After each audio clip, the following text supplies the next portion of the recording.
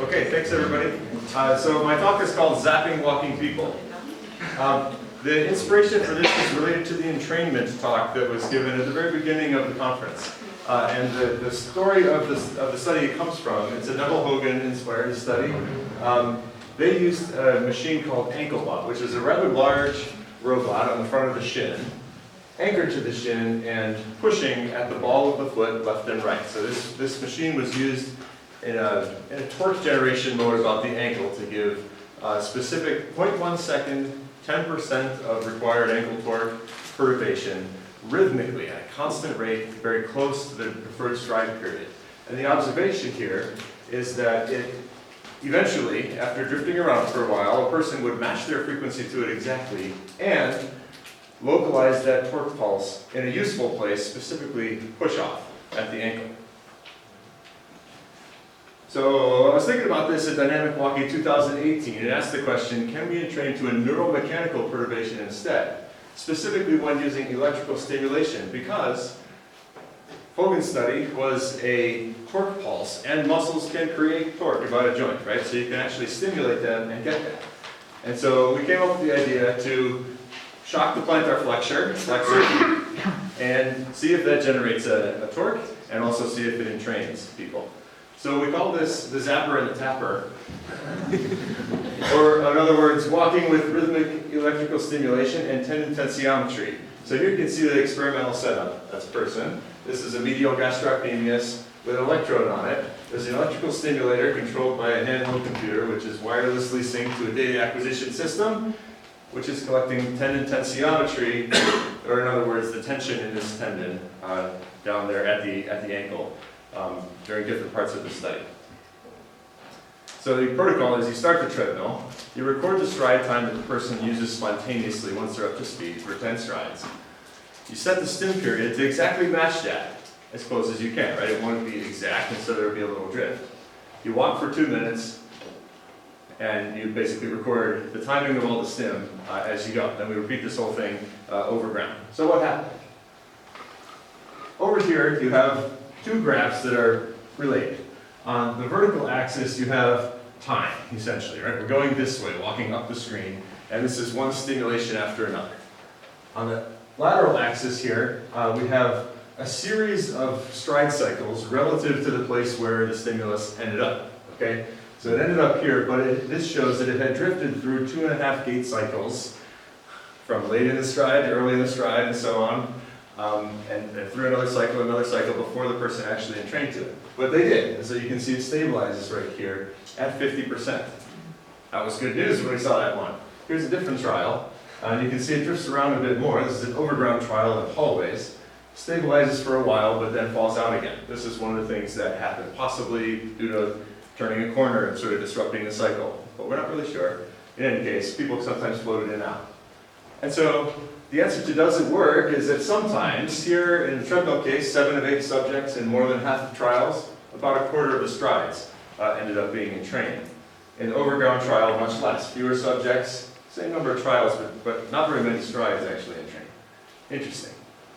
The other question is, did it arrive in the location in the gait cycle that it was supposed to get to? And the answer is, sort of. Okay, so these are histograms of where those entrained strides ended up being timed, the entrained stimuli, where they ended up being timed in the gait cycle, okay? And you see this bimodal distribution. One of them is right around 50%, which is the timing of push off. That's what we'd expect. The other one is at the very end of the swing phase, which is not what we expected. That's interesting. Why did that happen? So we did a muscle response to electrical stimulation aspect of the study. This is tendon tensiometry. You wiggle the tendon with a tapper, and you watch the wave go by with accelerometers. You compute how fast it's going. That's related to the tension, okay?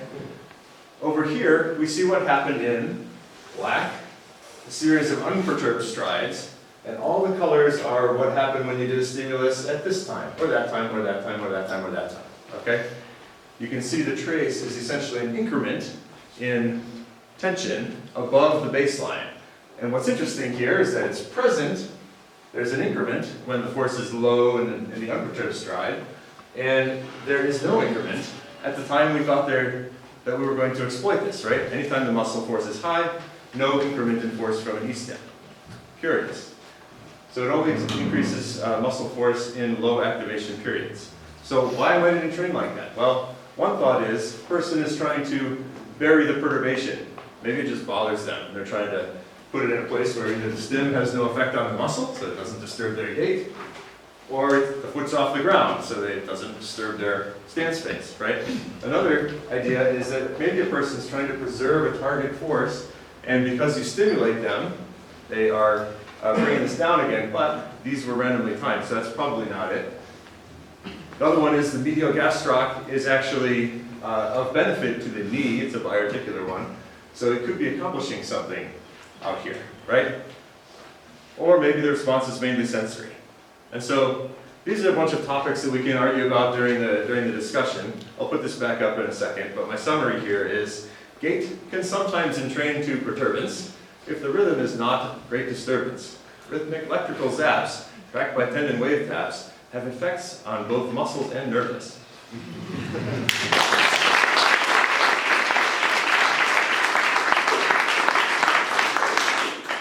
We have 4 minutes for questions. And before we do them, I want to point out, remember that the team that did entrainment the other day is still looking for feedback, so you can find them for this QR code if you want to talk about entrainment and what you might want to know. Questions? Yeah? Do you have any idea why some people didn't train and why others did not? No. No idea at all. Yeah. So we just heard a talk about how noise can affect things. Is it possible that the tendon tensiometer could be introducing some noise, and is it possible that that could be disrupting learning in some way? So I don't want to call this learning for one thing, but we'll call it disrupting entrainment.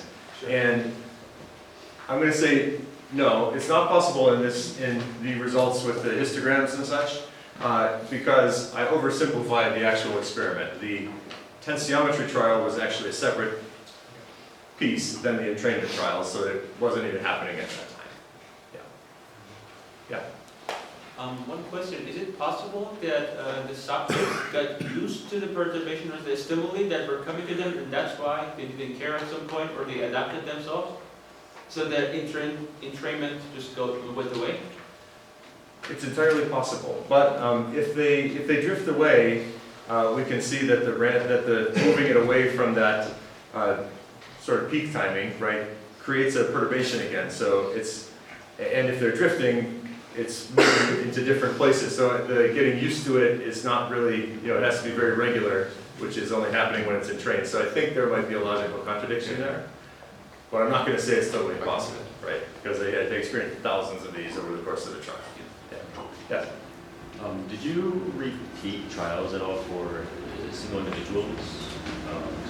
Yeah, every condition had 2 repeated trials. Okay. So 2 treadmills, 2 overgrounds, How, several speeds, several settings. when somebody got entrained, did they tend to get entrained at the same timing point, or was it like sometimes it was in this modal point and this sometimes in the other point? Like, was it consistent? Basically, the question. I don't have a clean answer. You answered that question in your talk, I think. Not for an individual subject. So the question is, does the same individual on repeated trials put the stimulus in the same phase? And Those 2 places, right? Yeah. they generally end up in those 2 peaks, right? But I can't tell you that an individual ends up in one of those peaks. I don't know the answer to that question. Because it might help answer your question if it's a user preference type of thing. Like, oh, I'm trying to hide it, so the same person might always do the later. Buried in a particular place, for example. Yeah. 2 questions. So how did you select the value of the like a magnitude of the zap? Yeah. And was it constant every time that you used it? Yeah, so it was set by the day, and so the first thing we did was put it on, let them make sure they're used to having stickers on them and stuff. But then we increased from 0 current setting in little increments until we got a motor threshold. We called that a minimum level. Then we increased until they went ow, and we called that a little above the maximum level. So and I believe we used 2/3 of the way up. No, we used halfway in this experiment as a middle level. And then we actually tested all 3 of those levels in the experiment. And for each experiment, it was constant? Or during For each of those for each individual, those were constant. Yeah. How did you define entrainment? Because you sort of labeled it there, but Yep. there were lots of little wiggles. There are lots of little wiggles. So we made up a heuristic by having to, try our best guess at what this was. And the heuristic was 20 sequential strides, all with stimulus phase within 3% in the gait cycle. Because it didn't happen in the constant drift kind of periods, right? So that was, qualitatively different, if you will. Was there, either by asking people or measuring something, was there a benefit to people who have been training? Not that we were able to deduce. Like VO2 would be too small or you didn't measure it? We didn't measure it, yeah. And you asked people, hey, how do you like this? Nobody liked it. I can't tell you that I have a record of what they said. I don't have a record. But of if what they nobody said. liked it, then there's like a cost to in training and maybe a slight benefit for some people that, the cost and benefits trade off different ways. Well, I'll say they didn't like the stim because that's just inherently uncomfortable. I don't know if they like the entrainment within the stim or not as a particular feature. I mean, I assume that the fact that it happened is a form of preference, but it did not come out. Was it conscious? The entrainment?